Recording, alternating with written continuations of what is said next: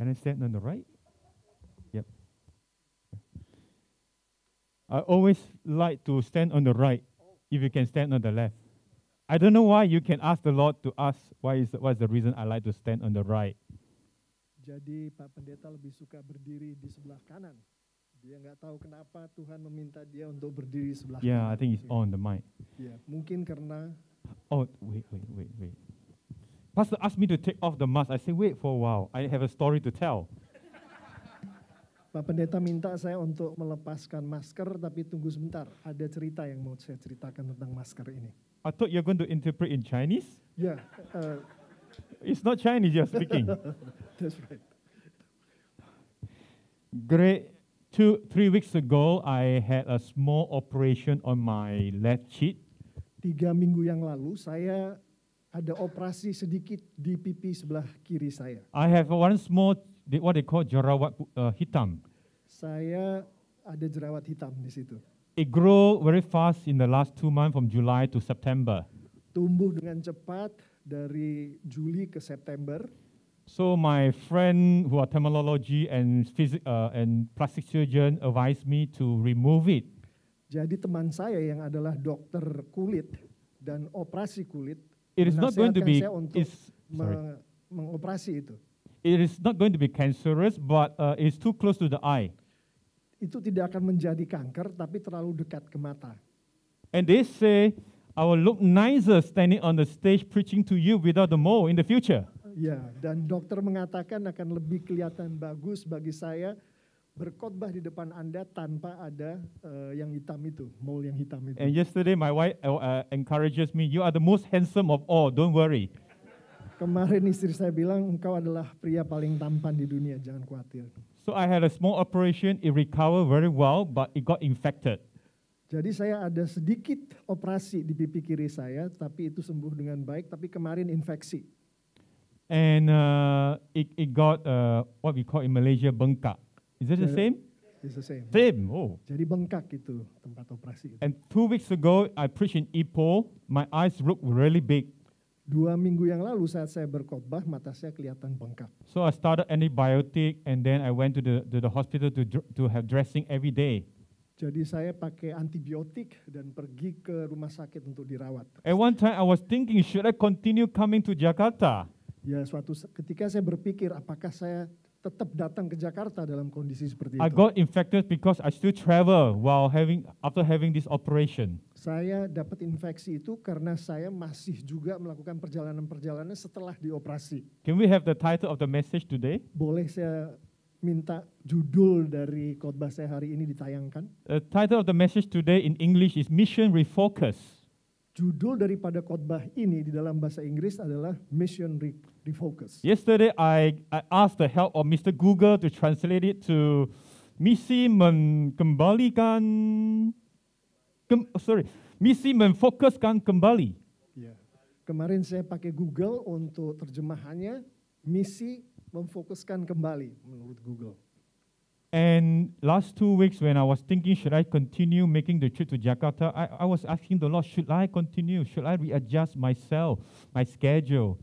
Jadi saya pada saat berdoa untuk datang ke Jakarta ini, saya tanya kepada Tuhan apakah saya harus mengatur kembali jadwal saya untuk datang ke Jakarta. Because I still need to travel to Myanmar on Thursday, and the mid of November I need to go to Europe for 3 weeks, so a lot of traveling. Should I stop coming to Jakarta? Jadi saya harus pergi ke Myanmar, harus pergi ke Eropa, 3 minggu kemudian apakah saya tetap harus ke Jakarta? But reflecting on the message, it encouraged me to carry on, like Paul, to carry on. Pada saat saya merenungkan dari apa yang akan saya sampaikan pada hari ini, saya jadi semangat untuk tetap melakukannya di Jakarta. After prayer, then I did some call and contact. I contacted my friend in Jakarta, my friend in Bantung, my friend in also Myanmar. I say, do you have a clinic for me to do my dressing every day if I come to Jakarta? Jadi setelah saya berdoa, saya hubungi teman saya yang ada di Myanmar, yang di Jakarta, di Bandung. Pertanyaan saya adalah, apakah ada klinik yang bisa mengobati? Most of them say, no problem, I can bring you to a clinic. Sebagian dari besar mereka mengatakan nggak ada masalah, saya bisa bawa Anda ke klinik. Then I carry on this mission trip. I come. Jadi saya saat ini datang untuk khotbah misi ini. although it doesn't look so nice, Meskipun tidak kelihatan bagus, not so handsome with this, nggak setampan biasanya, but my wife encourages me today, no, you look most handsome of all. tapi istri saya mengatakan jangan khawatir, engkau pria paling tampan. I told pastor because a few days ago my bandage is bigger, much bigger. Ya, jadi saya perkecil ini, tadinya besar. I told pastor, we Plester ini. try to make a smaller bandage for you on the Sunday. Jadi saya berusaha untuk plester itu kecil mungkin untuk kita semua pada hari My ini. wife said, I have bought some bandage for you with some cartoon when you come back. Saya sudah bawa plester untuk Anda pada saat nanti Anda kembali ada But kartunya. in the Bible, we see how David worshiped the Lord even though he doesn't dress well. You remember the story in the Bible? Ya, tapi di Alkitab dikatakan bagaimana kita harus dengan semangat memuja-muja, memuliakan Tuhan meskipun dalam keadaan apapun kita. While I try to present myself nicely, I think more important is our heart to God. Meskipun saya berusaha sebaik mungkin menampilkan diri saya di depan kita semua, tapi yang paling penting ada hati kita terhadap Today we are Tuhan. going to look at the book of Acts 20. Can you Hari- turn to book of Acts 20? Hari ini mari kita lihat Kisah Para Rasul pasal 20.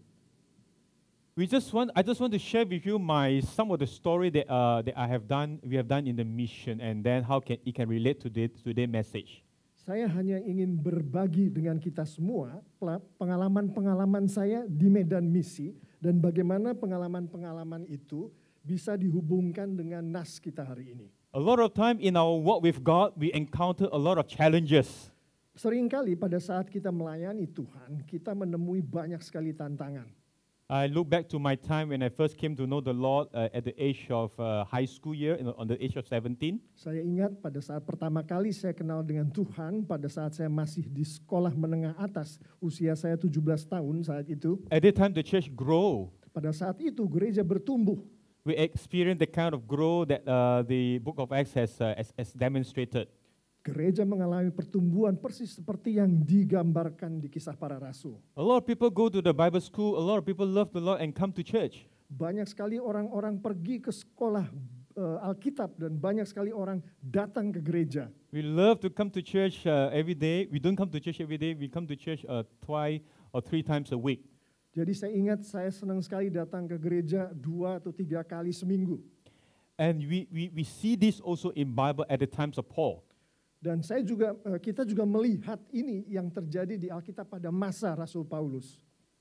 And how Paul served the Lord so faithfully and how he has left an impact on the New Testament church. Bagaimana Rasul Paulus dengan setia melayani Tuhan dan bagaimana dampak positif yang terjadi di gereja-gereja pada saat itu. And today we want to look at the book of Acts on this chapter at the end of his third missionary journey. Hari ini kita akan melihat dari Paulus di misinya yang ketiga di akhir daripada Kisah Para Rasul ini. From the 3 missionary journey, he has planted many churches in Asia Minor and in that part of the world. Jadi dari 3 perjalanan misinya, Rasul Paulus sudah banyak sekali menanam gereja di bagian-bagian dunia termasuk Asia. Paul has played a very instrumental role to the formation of the New Testament church. Rasul Paulus memegang peranan yang sangat penting di dalam berdirinya gereja-gereja perjanjian baru di But masa if you itu. look at the Bible, he has encountered a lot of problems and challenges. Tapi kalau kita melihat Alkitab, Rasul Paulus mengalami banyak sekali tantangan. He was persecuted.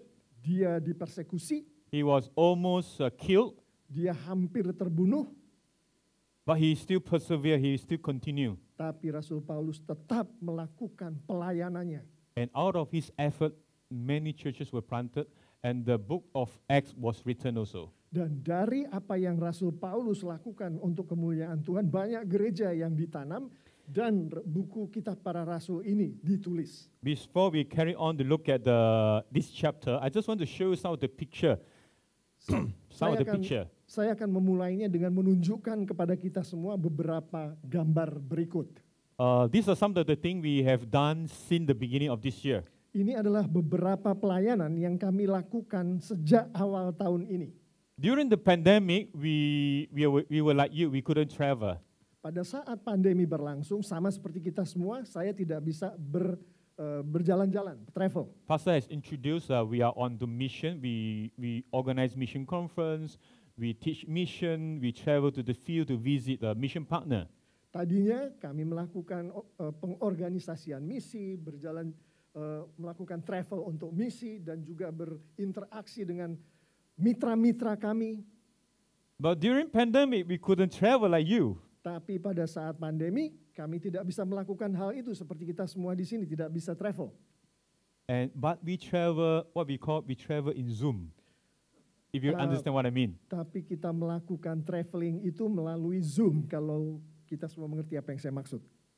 2 years ago, I have organized a mission trip. We went to visit about 6 countries in Southern Europe, what we call Balkan Europe. 2 tahun yang lalu kita mengorganisir suatu kegiatan misi di mana kita pergi ke 6 negara di Balkan, di sebelah selatan Eropa. So we traveled to Kosovo, Macedonia, Bosnia, and some other country nearby. Jadi kami pergi ke Kosovo, Bosnia, Macedonia, dan beberapa negara di Eropa Selatan itu. We traveled there in February 2020. Kita melakukan travel itu Februari 2020. If you remember, that is the time that the corona started to pick up.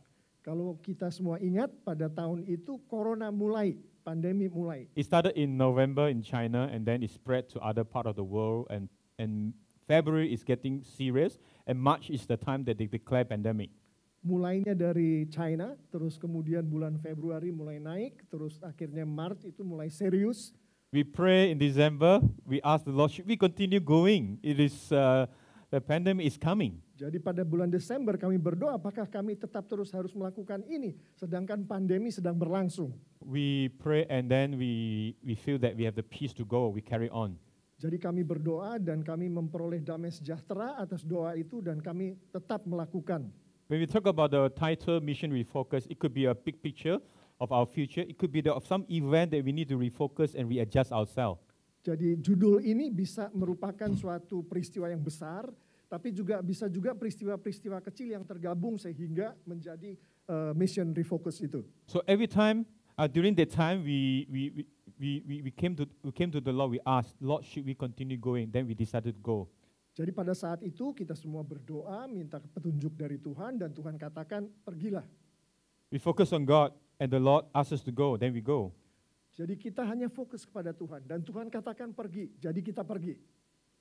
At that time, cases started to pick up.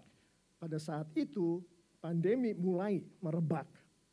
And we were a bit worried, will we bring the virus to the country or will we pick up some virus back to Malaysia? Jadi kami semua khawatir apakah nanti kami akan membawa virus-virus ini kembali ke negara kami atau bahkan bawa virus dari Malaysia ke luar.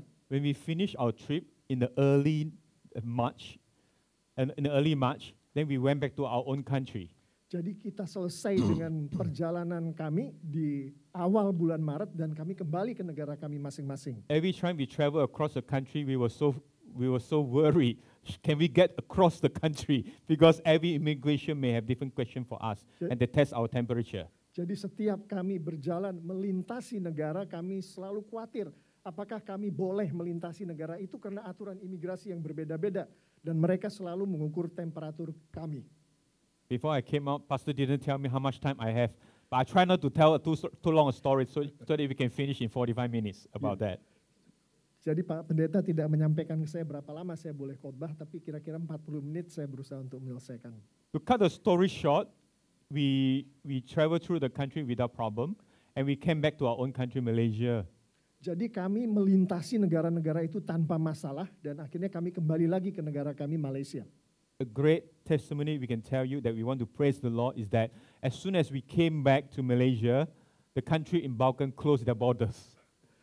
Immediately. Kesaksian yang ingin saya sampaikan di sini, bagaimana Tuhan dengan luar biasa menyertai kami adalah saat kami kembali ke Malaysia, setelah itu negara Malaysia itu ditutup. And our friends in Balkan call us, are you okay? Are you sick? Are you not well?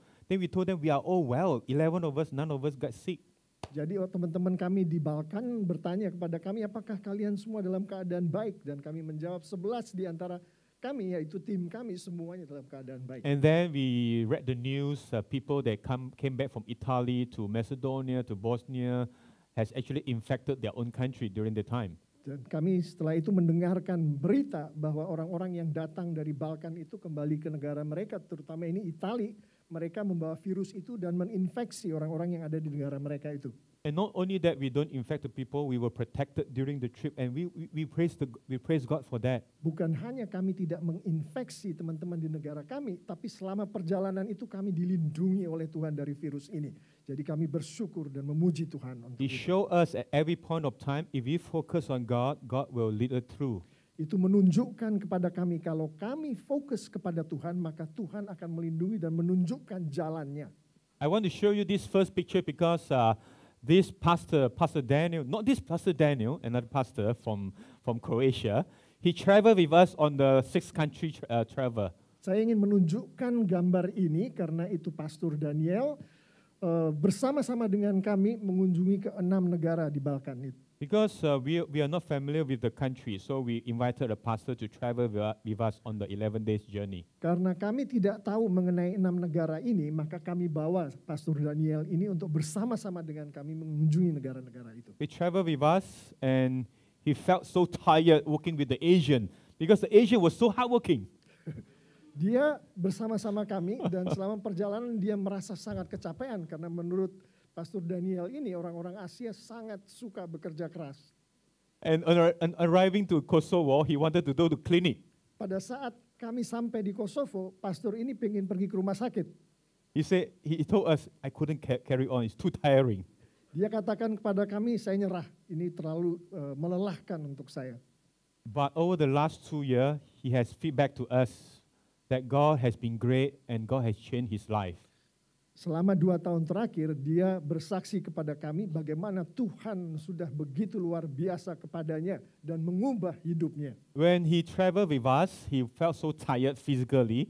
But after going back to Croatia, he looked back the 11 days of working with us. He was very inspired.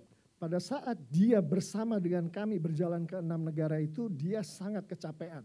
Tapi setelah kembali ke negaranya, setelah 11 hari berjalan dengan kami, yang bersangkutan, si pastor ini merasa sangat terinspirasi dari apa yang sudah dia alami. Because he saw the fire, the love and passion for God in us, in the Asian. Karena dia melihat api kasih bagaimana kita orang-orang Asia mencintai Tuhan. One of the things I want you to see is that about Mission Refocus is that the mission has changed over the year. Satu hal yang ingin kita semua menyadari adalah di dalam misi Refocus ini, misi di dalam tahun-tahun terakhir ini sudah sangat berubah. In the past, in missiology, we say mission is from some country to certain country. Di masa lalu, kalau kita belajar misiologi, misi itu adalah dari satu negara ke negara lain. Nowadays, mission is from everywhere to everywhere. Hari-hari ini misi adalah dari manapun ke manapun. We used to serve in operation mobilizations. Saya dulu melayani di operasi mobilisasi. We have missionary from Vietnam, from Malaysia, from country that you never imagine. Kami ada missionary dari Vietnam, dari Malaysia, dari negara-negara yang tidak pernah kami pikirkan akan ada missionary. From Fiji. Dari Fiji. That was 10 years ago. Itu 10 tahun yang lalu. And now it has been growing that mission is from everywhere to everywhere. Hari-hari ini misi sudah begitu bertumbuh sehingga missionary itu dari manapun ke manapun. I guess this is related to our economy development and how the global village has developed. Bagaimana ini berhubungan dengan pertumbuhan ekonomi dan pertumbuhan populasi. Now I can travel from Singapore to Greece for about $200. Hari ini saya bisa melakukan perjalanan dari Singapura ke Yunani hanya dengan beberapa ratus dolar saja. About $300, which is about 1,002 RM. I don't know about. Sekitar About 300 1,000 RM. I think it's 300,000. I can't remember. 300 dolar Singapura, ya. No, sorry, 1,000 RM. 1.000 ringgit. Ya, RM is Berapa rupiah? 3,4 juta rupiah. So nowadays, with this kind of economy model, that we can actually travel. The motto of AirAsia is everyone can fly. Hari-hari ini dengan keadaan yang seperti itu kita bisa bertravel dari satu tempat ke tempat lain. Bahkan moto yang sekarang adalah semua orang bisa terbang.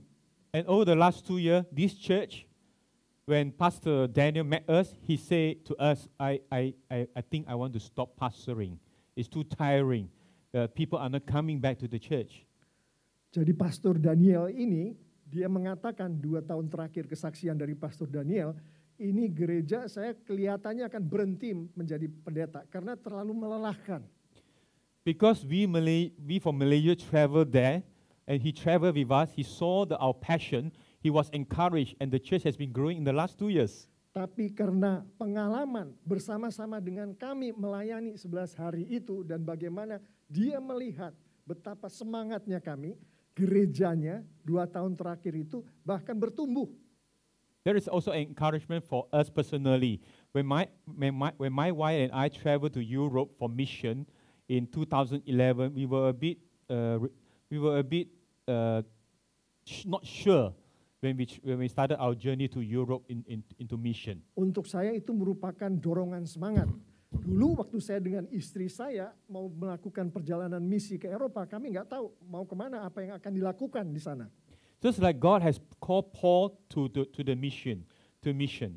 Jadi seperti Tuhan sudah memanggil Rasul Paulus ke medan misi, A couple of incidents, Paul had wanted to go to one direction. The Holy Spirit led him to another direction. You remember in the book of Acts. di mana Rasul Paulus ingin pergi ke suatu tempat, tapi Roh Kudus mengatakan jangan ke tempat itu dan Paul diarahkan ke tempat lain.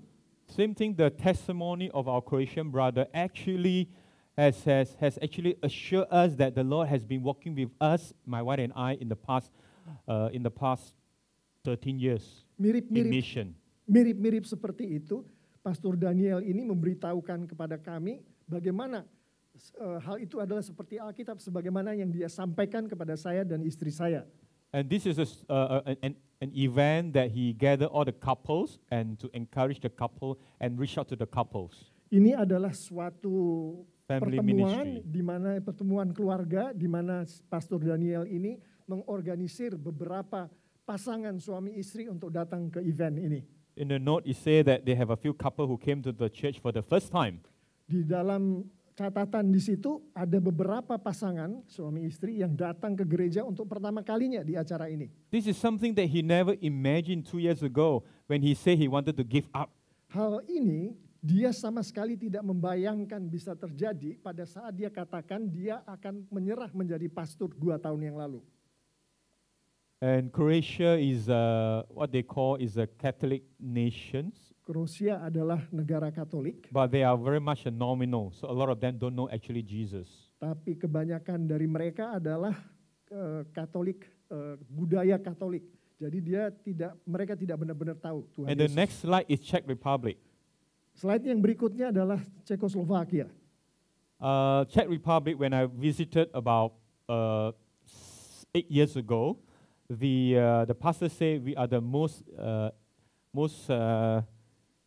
atheistic country in Europe. Pada saat saya berkunjung ke Cekos 8 tahun yang lalu, pendeta di situ mengatakan bahwa negara kami Cekoslovakia adalah salah satu negara yang paling ateis di seluruh Eropa. When we distribute tracts, Christian tract on the street, the young people told us, "You are from China, Jackie Chan. I only know Jackie Chan. I don't know Jesus." Pada saat kami membagikan traktat di jalan-jalan, anak-anak muda itu berkata, Anda dari China. Saya tahu Jackie Chan, tapi saya nggak tahu Tuhan Yesus. The young men really tell us that our great-grandparents used to believe in Jesus, but we don't anymore. Anak-anak muda itu mengatakan, kakeknya kakek kami dulu percaya sama Tuhan Yesus. Tapi yang sekarang, yang zaman kami ini, kami nggak tahu siapa Tuhan Yesus. So in November, when I travel to Europe, I will visit Croatia, I will visit Czech Republic. I want to meet them, and they are so excited to have visitor after 2 years. Jadi pada saat saya datang ke Cekoslovakia, saya datang ke negara tadi Kosovo, anak-anak muda itu sangat bersemangat karena mereka bertemu dengan orang-orang seperti kami. At the start of the war, we have also started some ministry, online ministry, through our business mission to provide education to the refugee who ran away from Ukraine. Pada saat-saat itu kami juga memulai pelayanan di mana kami membaurkan antara bisnis di dalam pelayanan itu, di mana kami melayani orang-orang yang mengungsi dari Ukraina. I will show you the picture later. The next one is our partners in Sulawesi, your own country. Selanjutnya adalah dari Sulawesi. We can see the next slide. This group has reached out to the young people in Sulawesi, and we work with them. We as a mobilizer, we bring teams to visit them. If there are people who can be their partner, they can partner with them, reaching out to the young people in Sulawesi. Jadi kelompok ini menjangkau anak-anak muda yang ada di Sulawesi dan saya bekerja dengan mereka untuk menjangkau anak-anak muda ini. So you will see our works cover Western country, Asian country, or even China. Jadi kita semua melihat bahwa pelayanan kami ada di Eropa, ada di Indonesia, bahkan ada di China. Next one is Lebanon. Selanjutnya adalah Lebanon. And you know, I think there was a big explosion recently in Lebanon, and a lot of people try to help them. And we engage, we work with this missionary right in Lebanon, how to help them in their children ministry. Ya, belum lama ini ada suatu ledakan hebat terjadi di Lebanon dan banyak sekali orang-orang dari seluruh dunia datang membantu Lebanon dan kami juga termasuk salah satu di antara mereka yang membantu. We are not a very big organization, we don't have a lot of resources, but what we do is that we want to mobilize along the Shield Road, we want to mobilize churches, especially Chinese churches, or people that are on the mission. You want to come together how we can help our mission partner in the field. Pelayanan kami tidak besar, tapi yang kami lakukan adalah kami menggerakkan missionary dan organisasi-organisasi misi, terutama dari China, supaya kita semua bisa melayani.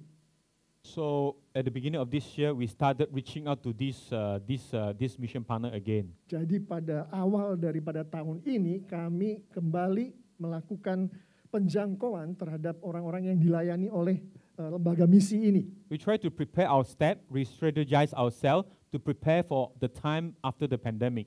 Jadi kita menstrategikan langkah-langkah yang akan kami lakukan untuk mempersiapkan masa di mana setelah pandemi itu berakhir, kami akan melakukan strategi itu. During the pandemic, a lot of people dare not travel. Pada saat pandemi berlangsung, tidak ada orang yang travel. And there are very limited things we can do if we don't travel and visit our partners. Dan hanya hal-hal yang terbatas saja yang bisa kami lakukan sebagai lembaga misi pada saat kami tidak pergi mengunjungi mitra kami itu.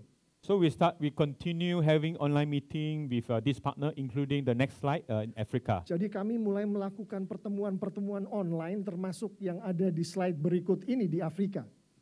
And if you know Africa, the southern part of Africa in the South Sahara, they are all so-called Christian nation.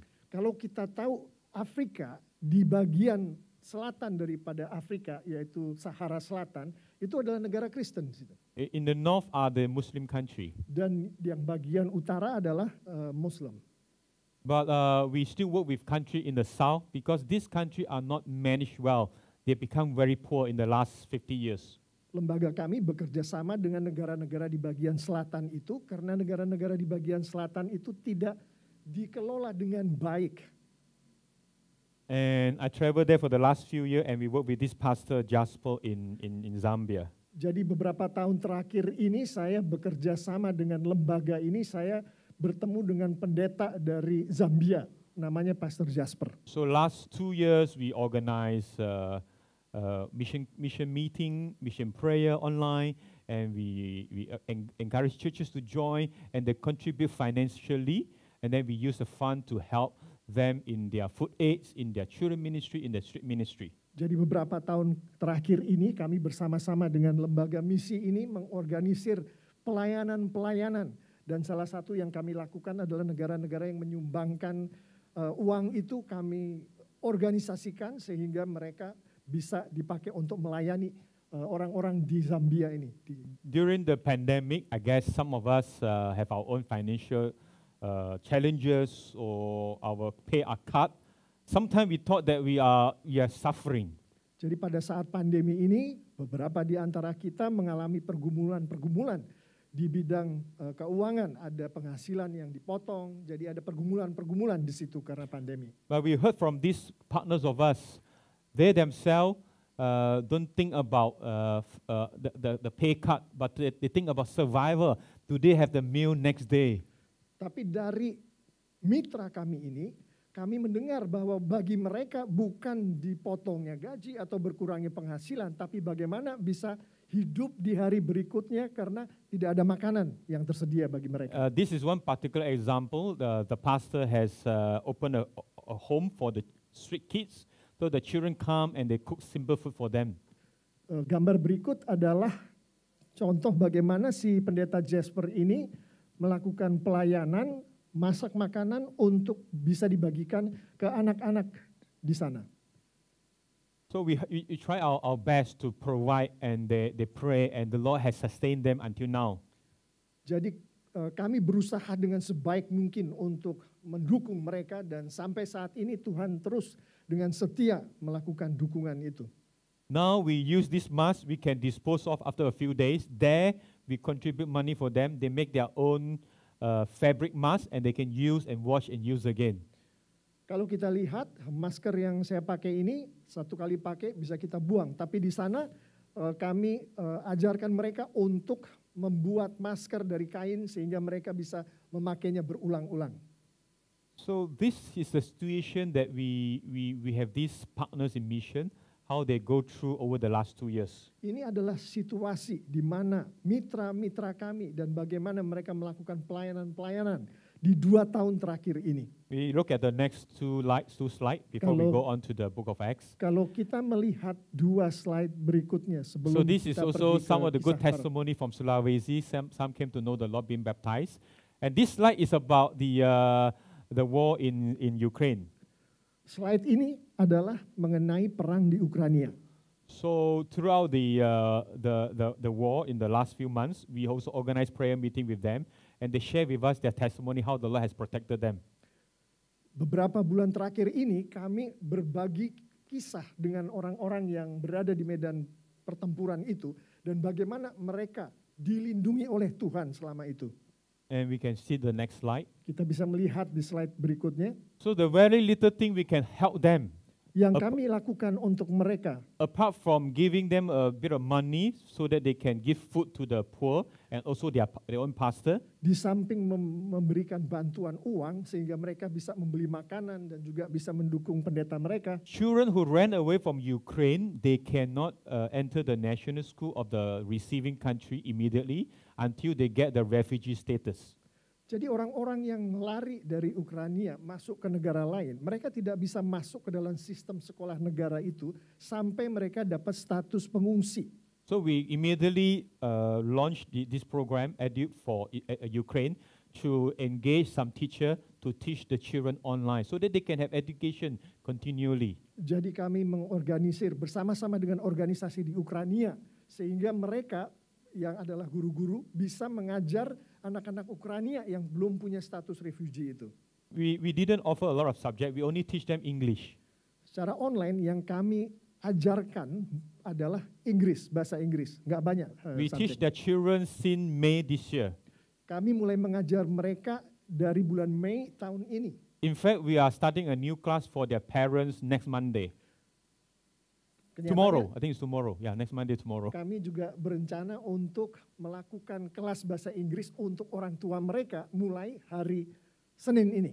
And this could be a platform that they can use to reach out to their community also.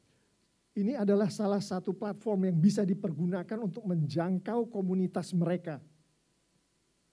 If we are attentive, if we are sensitive to the Spirit, actually the Lord will open our eye to see needs in various areas.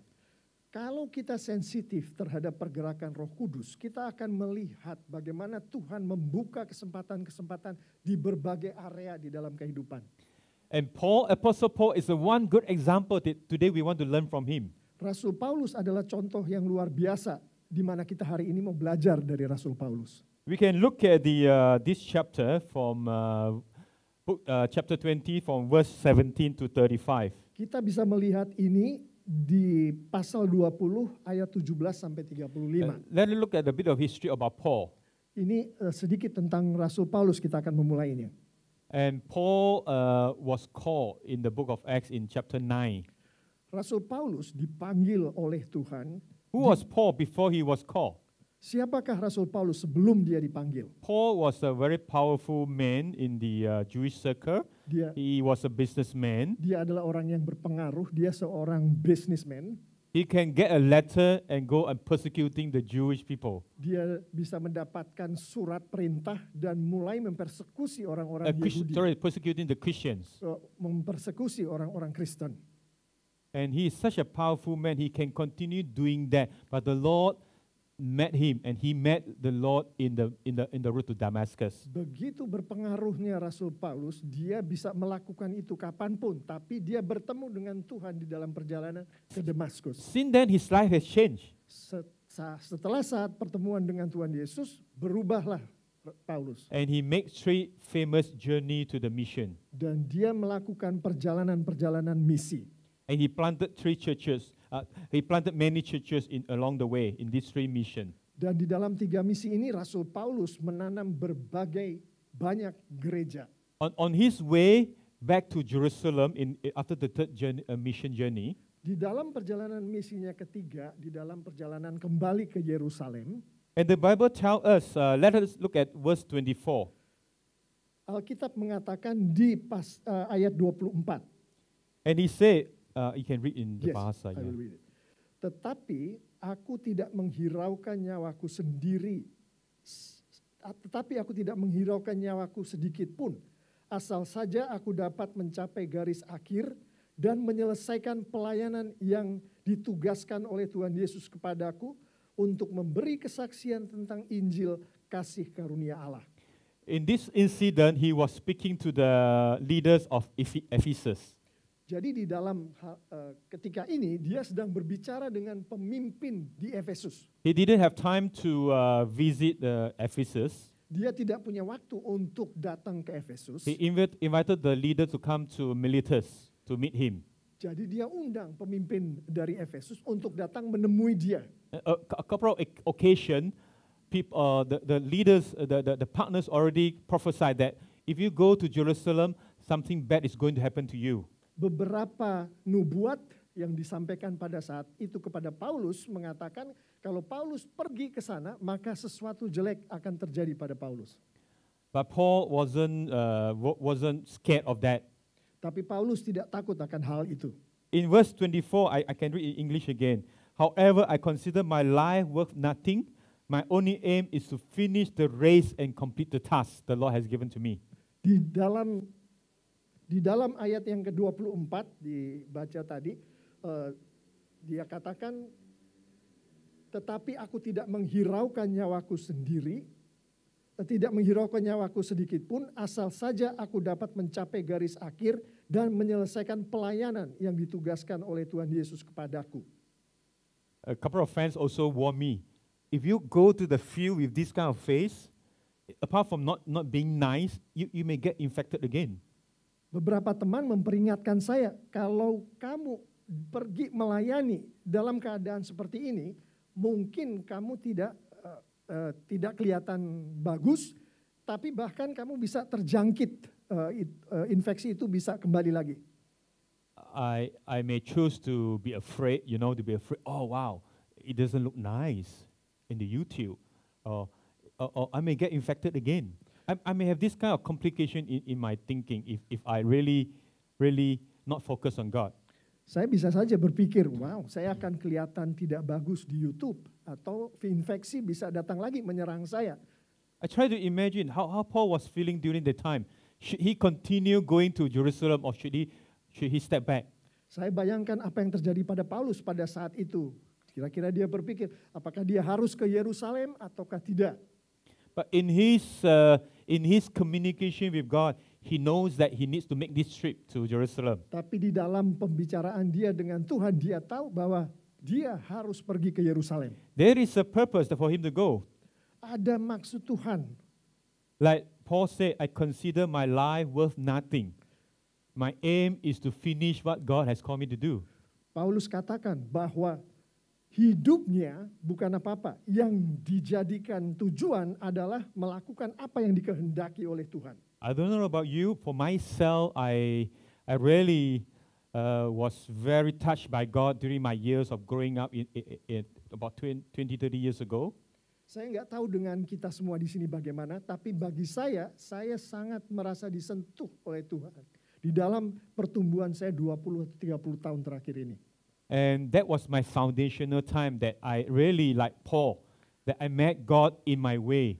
I met Jesus. Saat itulah yang adalah dasar bagi saya, di mana saya bertemu dengan Tuhan. Brother and sister in Christ, have you met the Lord like the way Paul met God in the road to Damascus? Bapak, Ibu, Saudara-saudari yang sangat dikasihi oleh Tuhan Yesus, apakah kita sudah bertemu dengan Tuhan Yesus seperti Rasul Paulus bertemu dengan Tuhan And Yesus? that kind of meeting really changed your life and changed the way how you look at life. Pertemuan semacam itu merubah hidup. Things that we cannot express in word. Sesuatu yang tidak bisa kita katakan dengan kata-kata. But we experience it in our life, in our feeling. Tapi kita merasakannya di dalam perasaan kita, di dalam hati Just kita. like Pastor Daniel in Croatia say, I was tired, but I was so encouraged by your passion for God. Seperti yang dikatakan oleh Pastor Daniel di Kroasia bahwa dia kecapean, tetapi dia sangat diinspirasi oleh Tuhan. That like I catch the fire from you, from your passion for God and on serving the Lord, and I catch it and I carry on running. Saya menangkap api yang datangnya dari Tuhan itu dari pelayanan kalian, dan saya tangkap api itu dan saya hidupi. Paulus caught that on the road to Damascus. What about you, brother and sister in Christ? Rasul Paulus mendapatkan itu di dalam perjalanan dia ke Damaskus. Bagaimana dengan kita hari ini? He used his influence, he used his knowledge, he used his skill to serve the Lord since the day that he met Jesus on the road to Damascus. Paulus mempergunakan pengaruhnya, kepandaiannya, keberadaannya untuk melayani Tuhan sejak dia bertemu dengan Tuhan di Damaskus. I believe he doesn't set on the journey with the aim that he will be a powerful man in the New Testament. He didn't think that way from the beginning. Saya percaya awalnya Rasul Paulus sama sekali tidak berpikir bahwa dia akan menjadi salah seorang yang paling berpengaruh di perjanjian baru. But he just wanted to serve the Lord. Dia hanya mau melayani Tuhan. Give all his life to God. Berikan seluruh hidupnya untuk Tuhan. Because if we avail ourselves to God, when God use it, we glorify God all the way.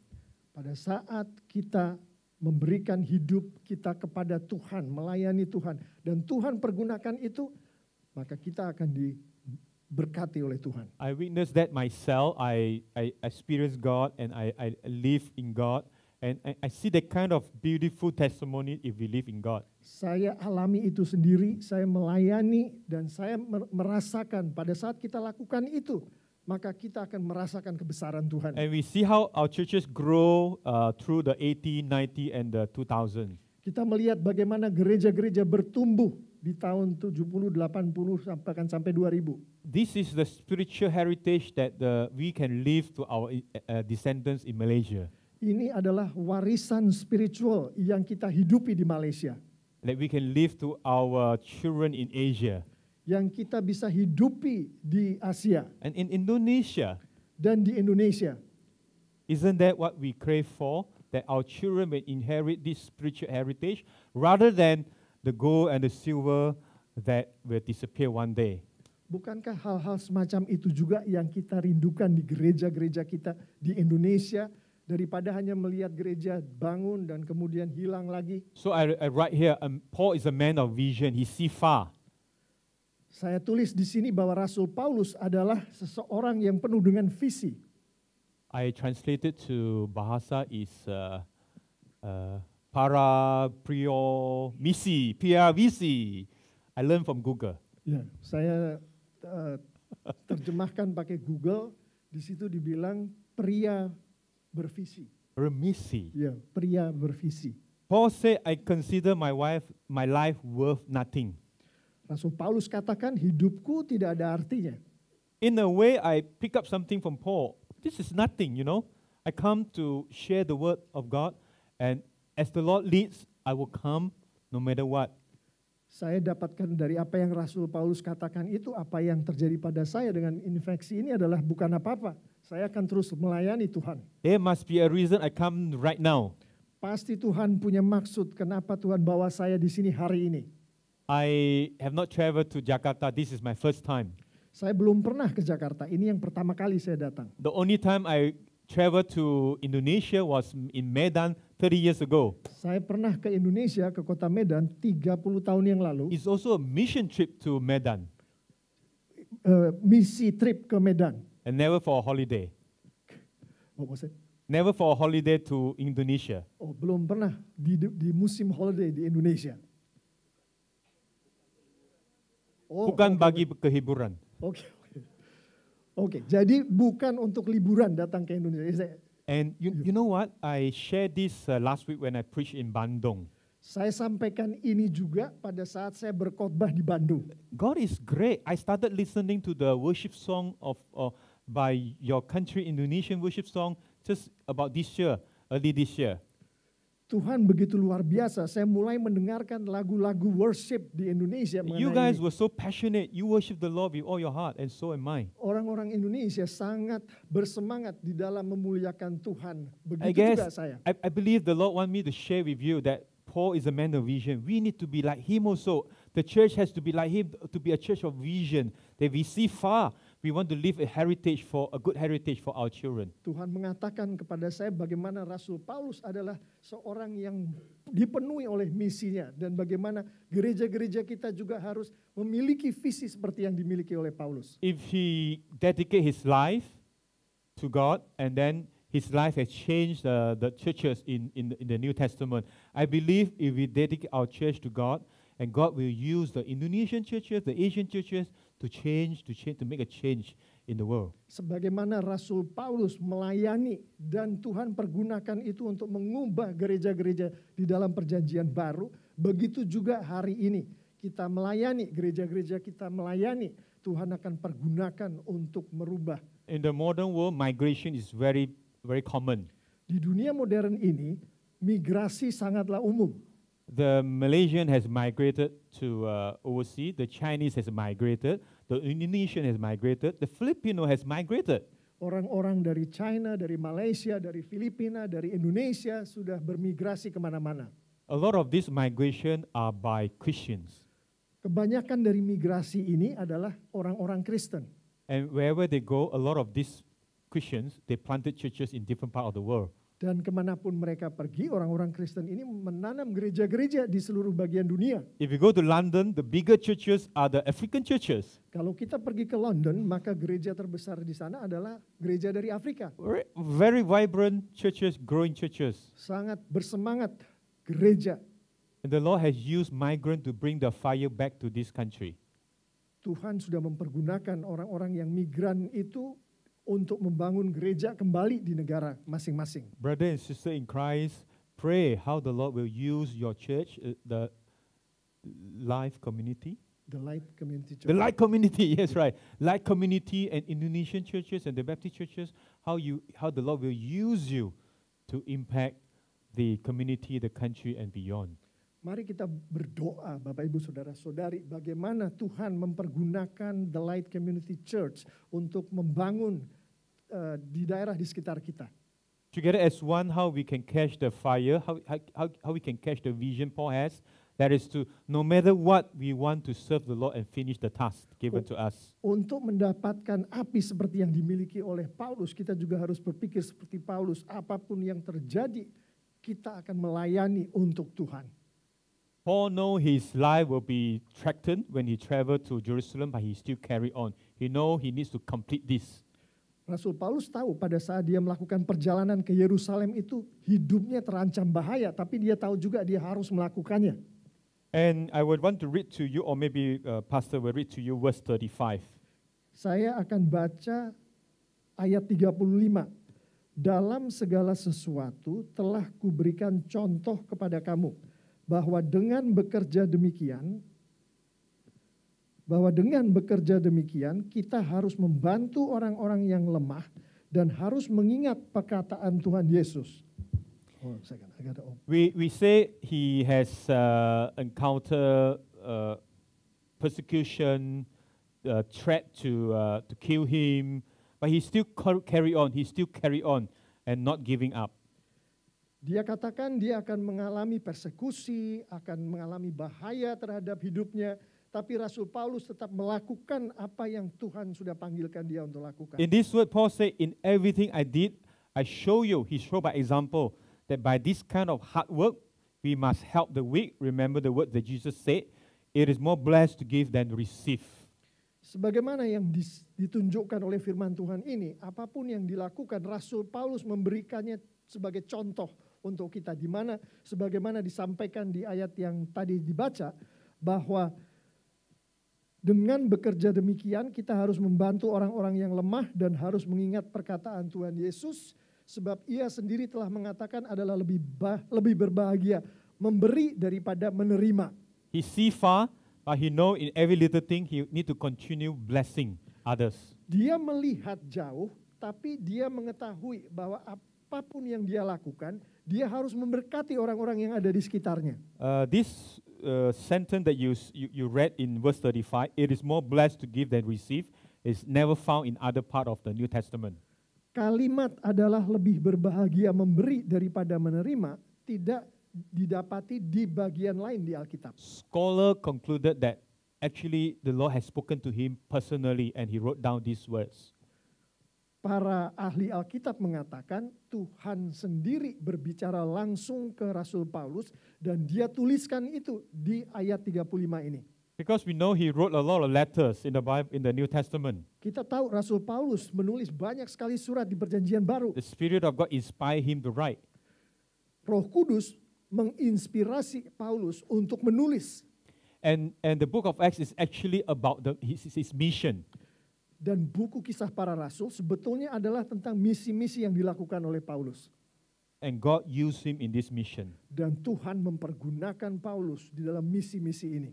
And he understand clearly that he needs to continue working and with the aim to continue blessing many people. Dan Rasul Paulus mengerti dengan jelas bahwa dia harus tetap melayani dan memberkati dan memberkati dan memberkati. He persevere through tribulation, he persevere through the threat of death.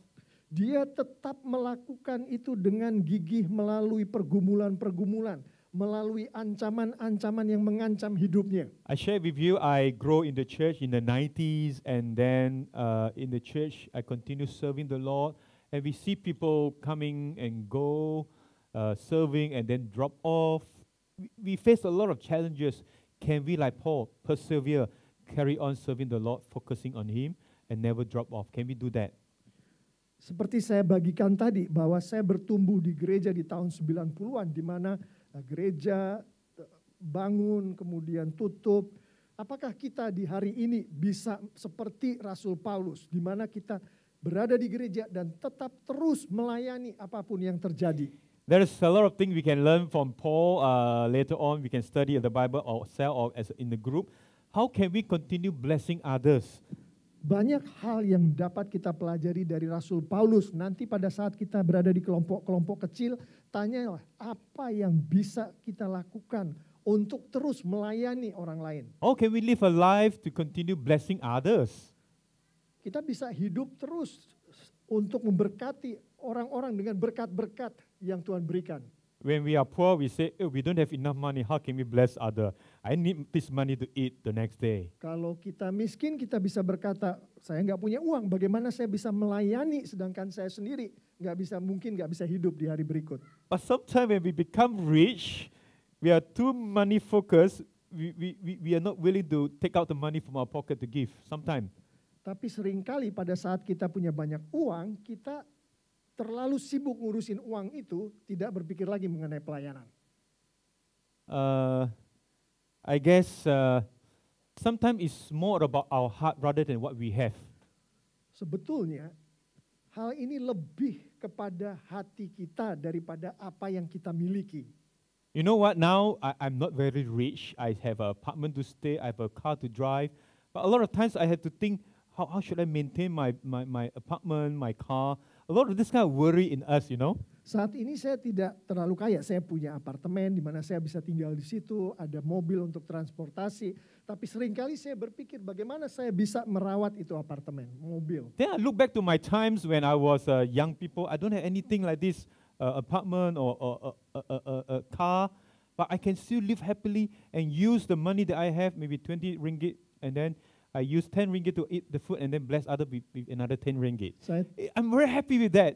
Saya teringat pada saat sebelum saya punya apartemen, punya kendaraan itu, dalam keadaan seperti itu, saya merasa bahagia karena dengan apa yang saya miliki, saya bisa memberkati orang lain, uang yang saya berikan ke orang lain. Sometimes when we hold on to this gold and silver, we tend to lose focus of God.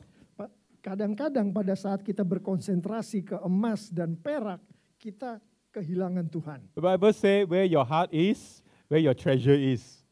Tuhan mengatakan di mana hati Anda, disitulah harta benda, barang-barang berharga Anda. That time I don't have a apartment and car, I have less worry about that. Then I use whatever money that I have to bless others. Jadi saat saya tidak memiliki apartemen, tidak memiliki mobil, saya tidak terlalu khawatir mengenai hal itu. Jadi saya bisa memberkati orang-orang dengan apa yang saya punya. So the more gold and silver we have, the more burden we have, the more responsibility we have. Jadi semakin banyak emas dan perak yang kita miliki, semakin besar tanggung jawab yang kita miliki. Every time if we don't have that kind of Paul experience on the Damascus, we are not close to God, sometimes we may lose focus how to use the gold and silver that we have. Kalau kita tidak memiliki pengalaman yang seperti dimiliki oleh Rasul Paulus di dalam perjalanannya ke Damaskus, kadang-kadang kita bisa kehilangan fokus pada saat kita memiliki emas dan perak itu. I cannot tell you how to bless if I'm rich because I have not become rich any before. Saya tidak bisa bercerita mengenai bagaimana memberkati dengan kekayaan karena saya belum pernah kaya.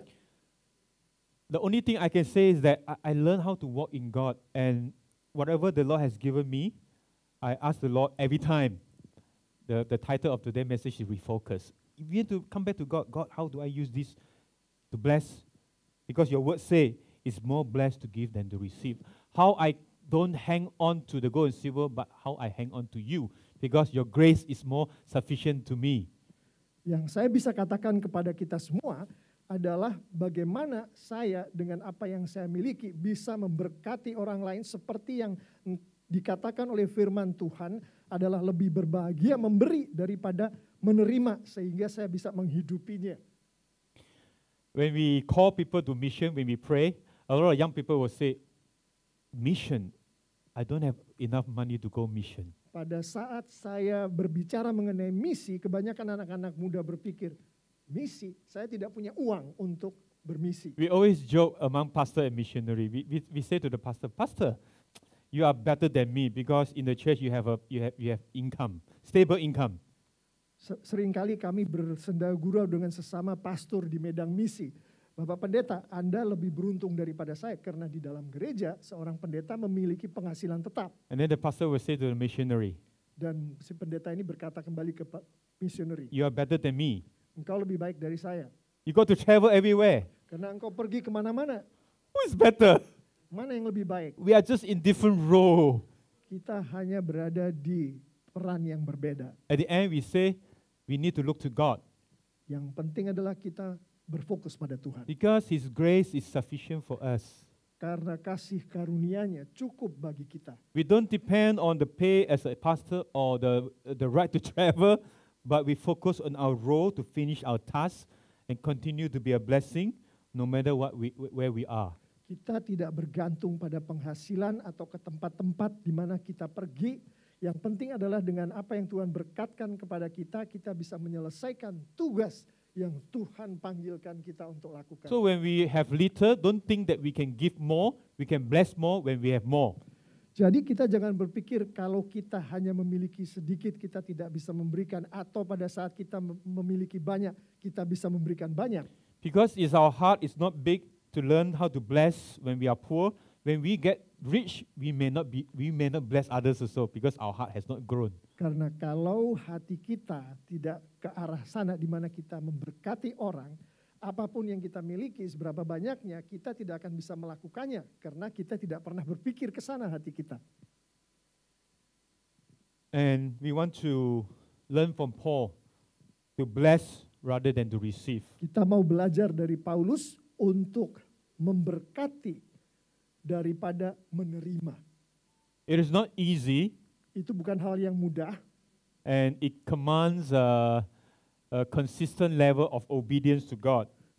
untuk itu diperlukan komitmen kepada Tuhan yang konsisten. Let's look at the next verse in verse 22. Mari kita lihat di ayat 22. You can read in Bahasa. Yes, let me do it. Hold on a second. Ayat 22 firman Tuhan mengatakan, tetapi sekarang sebagai tawanan roh, aku pergi ke Yerusalem dan aku tidak tahu apa yang akan terjadi atas diriku di situ. Every time I encounter in a junction, I come to the Lord to ask Him, Lord, in this refocusing, how should I readjust myself?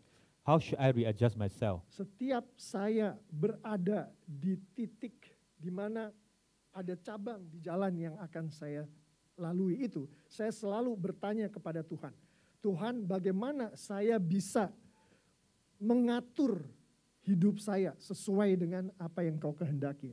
You know what? If our life going around Jesus and Jesus is the center of everything, we never go wrong. Yang perlu kita ketahui adalah pada saat hidup kita berada di bersama Yesus, yang mana Yesus ada di pusat daripada kehidupan kita, maka kehidupan kita tidak akan pernah salah. But if we make ourselves to be the center, we will get lost because we don't know the direction. Tapi kalau kita membuat diri kita sebagai pusat dari kehidupan kita, kita tidak akan tahu mau kemana, kita akan tersesat. Paul is a man of vision, a man of perseverance. He is also a man of obedience. Rasul Paulus bukan hanya seorang dengan visi, seorang dengan daya tahan, Obedience, tapi dia ketaatan. adalah juga orang yang sangat taat. How can he be so faithful? The verse 22 say, now compelled by the Spirit. Bagaimana Rasul Paulus bisa begitu setia? Ayat 22 mengatakan, sekarang sebagai tawanan roh. The Spirit of God speak to him, touch him, lead him.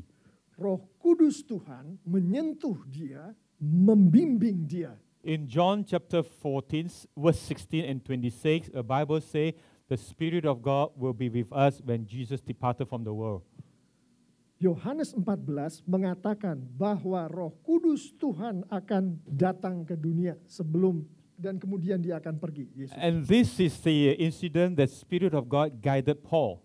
Ini adalah yang terjadi di mana Roh Kudus Tuhan membimbing Rasul Paulus. Likewise, church, as every time we are in a juncture, we need to come to the Spirit of God, come to God, ask Him to lead us. Demikian pula kita, Bapak Ibu Saudara-saudari yang sangat dikasihi Tuhan Yesus. Pada saat kita berada di jalan yang bercabang itu, biarlah Roh Kudus Tuhan yang membimbing kita. When you're asking, Lord, how can we, the church as one, how can I individually make an impact in Indonesia? How can I do that? If we come to the Spirit of God, come to God, God will speak to us. Pada saat kita bertanya, Tuhan, bagaimana kami sebagai gereja untuk Engkau pakai untuk memberikan dampak positif bagi tempat-tempat di sekitar kita, kita kembali kepada Roh Kudus Tuhan dan Roh Kudus Tuhan yang akan membimbing kita. The verse 23 here say, I only know in every city the Holy Spirit warns me that the prison and hardship are facing me. Di ayat 23 firman Tuhan mengatakan, selain daripada yang dinyatakan Roh Kudus dari kota ke kota kepadaku, bahwa penjara dan sengsara menunggu aku. Even though he knows challenges are in the way ahead, but he still obey and go. Meskipun Rasul Paulus tahu pergumulan dan tantangan yang akan dia hadapi, tapi dia tetap melakukan apa yang Tuhan panggilkan kepadanya. I am glad I heard your story, how the church was started 5 years ago, and how you come together to worship the Lord in this community, which has its own difficulty and challenges. Saya senang mendengarkan cerita yang disampaikan kepada saya tadi, bagaimana gereja kita TLCC ini 5 tahun yang lalu menjadi gereja meskipun di tengah-tengah tantangan yang ada di sekitar gereja kita. But I believe as you make yourself available, avail to the Spirit of God, avail for the Spirit to lead us, the Lord will lead LTCC, TLCC, right? TLCC. Yes. Tapi saya percaya pada saat kita sebagai gereja menyediakan diri kita untuk dipakai oleh Tuhan, maka Tuhan akan membimbing. As the church set out to be a church of vision, perseverance, and obedience, the Lord will open up many avenues for the church to reach out, to be a blessing. Pada saat kita sebagai gereja melihat diri kita sebagai gereja yang berlandaskan misi, berlandaskan ketahanan, dan berlandaskan ketaatan, maka Tuhan akan membuka jalan bagi gereja kita untuk kemuliaan Tuhan. A lot of times we say we want to wait, Lord, show us something first before I move out. Show us the light before I move out. Seringkali kita berkata, Tuhan tunggu dulu sebelum saya melakukan hal sesuatu yang kau inginin. Give me a promotion in the company, then I can bless more my next neighbor. Beri saya dulu gaji yang lebih banyak, promosi di dalam perusahaan saya, baru saya lakukan apa yang Sometimes it happens that way. Seringkali terjadi seperti itu. But my experience, a lot of more times, the Lord will challenge you to do first, to go out first, before He show you the miracle. Tapi di dalam pengalaman saya, Tuhan akan membimbing saya untuk melakukan dulu apa yang Tuhan mau, baru Tuhan melakukan. Do you remember the story of Peter walking on the water? Kita ingat bagaimana mengenai Rasul Paulus berjalan di atas air. Not Paulus, Peter. Oh, Petrus. Peter walk out Petrus berjalan. and he didn't sink. Dia tidak tenggelam. By faith, he walked out. Dengan iman dia berjalan. Of course, we read the story, then he became fearful. Then he began to sing. Dari cerita kita tahu bahwa kemudian Rasul Petrus mulai ragu-ragu dan dia mulai tenggelam. These are the experience we don't purposely pursue, but if we walk in God, we will really experience the power of God. Pengalaman-pengalaman seperti ini adalah pengalaman yang kita kita tidak sengaja untuk mendapatkan pengalaman itu, tapi kalau kita berjalan dengan Tuhan, Tuhan akan berikan pengalaman-pengalaman These are the seperti itu. spiritual story that we can actually leave behind to encourage and empower our next generation. Pengalaman-pengalaman seperti inilah yang bisa kita pakai untuk mendorong generasi-generasi berikutnya. These are the story that will encourage and challenge the faith of our descendants in the future. Ini adalah pengalaman-pengalaman, kisah-kisah yang kita bisa pergunakan untuk membangun generasi-generasi kita berikutnya, keturunan-keturunan kita. When we share this in our family, tell our children how the Lord led us and make a breakthrough for us, and these are the testimony that will propel our generation to go forward. Kalau kita sharingkan ini dengan anak-anak kita, di keluarga kita, hal-hal seperti ini akan membuat generasi berikutnya di dalam keluarga kita untuk lebih lagi melayani Tuhan dan dekat pada Tuhan. My prayer is that you will be obedient. You will be a church of obedience, that you will be faithful to walk the path of grace in God. Doa saya adalah gereja kita TLCC menjadi gereja yang taat pada Tuhan untuk apa yang Tuhan mau. When the Lord give you a vision, you catch the vision, and you continue serving the Lord, you continue being obedient to the leading of the Holy Spirit. Pada saat Tuhan memberikan visi Tuhan itu, kita tangkap visi Tuhan itu, dan kita tetap patuh pada visi itu untuk melayani Tuhan. A lot of time, this kind of vision and this kind of obedience require us to do a lot of adjustment of us. Seringkali di dalam mematuhi visi dan ketaatan kepada Tuhan ini, banyak sekali hal yang harus kita atur di dalam diri kita. I just share with you last story, or not stories, incidents. Saya akan sampaikan insiden yang terjadi.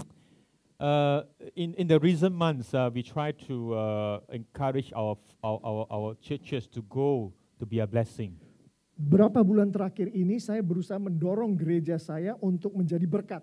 We find it difficult because over the last 2 years, the churches have set into a mode to be online service. We don't want to travel. We are afraid. We don't want to go to this place and that place. Hal itu ternyata susah karena beberapa tahun terakhir ini kena pandemi, gereja kita lebih banyak melakukan kegiatan online. Mereka takut untuk keluar karena pandemi itu. But when we go out, for example, one of the incident we travel to Thailand to visit a church and the mountains church. Tapi yang terjadi adalah pada saat kita keluar dari gereja, salah satunya adalah pada saat kami ke Thailand di pegunungan di sana. The team member also asked, "Is it okay? What about we catch the virus?" Anggota tim kami bertanya, apa itu oke pergi ke Thailand? Bagaimana kalau kita kena virus itu? I said to him, "I cannot promise you won't catch the virus. I can only pray. Saya tidak bisa menjanjikan bahwa Anda tidak akan terkena virus itu, tapi yang bisa kita lakukan adalah berdoa. And then I shared with him our testimony in Balkan, how the Lord has protected us in the 11 days journey of 11 of us, and we came back to Malaysia safely. Lalu saya bagikan mengenai pengalaman pergi ke Balkan, di mana selama 11 hari pergi ke 11 tempat dan Tuhan melindungi. To cut the story short, we came back from the trip to Thailand. Dan saat kami kembali dari perjalanan ke Thailand itu, On our way back, we had a lunch in a restaurant. di dalam perjalanan pulang kami makan siang di sebuah And then restoran. we have a debriefing with all the members. Lalu ada pembicaraan dengan para anggota tim. We asked everyone to share how they feel about the trip. Dan saya minta mereka untuk berbagi cerita mengenai pengalaman-pengalaman mereka pada saat mereka melakukan perjalanan itu. We raise some fund, we bring some pencils or color pencil and bless the church in Thailand. Kita bawa barang-barang seperti pensil dan segala macam untuk memberkati gereja-gereja yang di Thailand itu. We use our money to travel there. We use our money to buy the color pencil and different other things. Kita dengan uang sendiri pergi ke Thailand dan dengan uang kita sendiri kita beli hadiah-hadiah itu untuk gereja di Thailand itu. Actually, over the last 2 years, everyone suffer financially. Dan padahal selama 2 tahun terakhir orang-orang itu mengalami pergumulan keuangan. But when we came back from the trip, most of them say, although I came up with the money to travel there, but in that time in Thailand, in the ministry time, on the way traveling back, my spirit was actually very much empowered and encouraged. Pengalaman yang mereka ceritakan adalah meskipun dengan uang yang susah payah itu kita pergi ke Thailand, tapi yang terjadi adalah setelah kembali dari Thailand, justru saya lebih bersemangat dan lebih terinspirasi lagi. From our experience praying for the people there and in our group meeting, God stirred our spirit and we actually grew closer to God ourselves. Dari pengalaman berdoa pada Tuhan bersama-sama dengan orang itu di Thailand, dari pelayanan-pelayanan yang kami lakukan, kami merasakan bagaimana Roh Kudus Tuhan membangkitkan kami. How we see the brother and sister in Christ in Thailand were encouraged, we were actually blessed more in return. Pada saat kami melihat saudara-saudara di dalam Kristus di Thailand diberkati oleh pelayanan kami, sebetulnya kami merasa lebih diberkati lagi daripada mereka. There is a vivid demonstration of verse 35 when Paul said, "It is more blessed to give than to receive." Itu adalah suatu perwujudan dari ayat 35 tadi mengenai bagaimana lebih diberkati untuk memberkati daripada menerima. Brother and sister in Christ, a church exists to bless than more than to receive. Bapak, Ibu, saudara-saudari yang sangat dikasihi oleh Tuhan Yesus, gereja ada untuk memberkati, untuk memberi daripada menerima. A lot of times we need to go out from our comfort zone to bless. Seringkali kita harus keluar dari lingkungan nyaman kita untuk memberkati orang. And before the pandemic, our churches has become a bit too comforted also. Dan pada sebelum pandemi, gereja-gereja kita merasa comfortable. And during the pandemic, we retreat because we dare not go out. Dan pada saat pandemi terjadi, kita tidak melakukan itu. Kita lebih banyak berada di dalam lingkungan kita sendiri. Kita tidak melakukan penjangkauan. But over the last few months, we try to encourage, we try to cast the vision, tell the people, we need to go to be a blessing. There are a lot of people out there who are waiting for blessing, for help. Di bulan-bulan terakhir ini kami mendorong gereja kami untuk keluar karena banyak sekali orang-orang di sana yang bisa diberkati. And Paul is one of the greatest testimony in the New Testament, how he has used his life to be a blessing rather to receive from others. Rasul Paulus adalah kesaksian yang luar biasa mengenai bagaimana dia mempergunakan hidupnya untuk memberi daripada menerima. How he has used his resources and talent to serve. Bagaimana Rasul Paulus mempergunakan sumber dayanya untuk melayani. And this is because of his Damascus experience in the book of Acts chapter 9 verse 3. Dan hal ini terjadi adalah karena pengalamannya bersama Yesus di dalam perjalanan dia ke Damaskus yang ada di Kisah Para Rasul. I pray every one of us had this kind of Damascus experience, that we experience the touch of God, and the Lord propelled us to see far in God's eye, in the vision, to serve Him, to be the light and the salt in the world. Saya berdoa kita semua mengalami pengalaman Damaskus seperti yang dialami oleh Rasul Paulus, sehingga kita bisa mengalami seperti yang Rasul Paulus alami, melayani Tuhan untuk menjangkau seluruh dunia, untuk memberikan dampak. Perhaps no matter how I explain, you may not get hold of that kind of experience. The only thing you can do, you really come before the Lord to seek the Lord, and the Spirit touches us and show us His grace and mercy. Saya tahu apapun yang saya katakan, kita tidak akan bisa merasakan seperti apa yang diceritakan oleh Tuhan melalui firman-Nya ini. Yang bisa saya katakan adalah bahwa kalau kita bersama Tuhan, berada di dalam Tuhan, maka kita juga akan mengalami pengalaman-pengalaman itu. Let's pray. Mari kita berdoa. Hallelujah.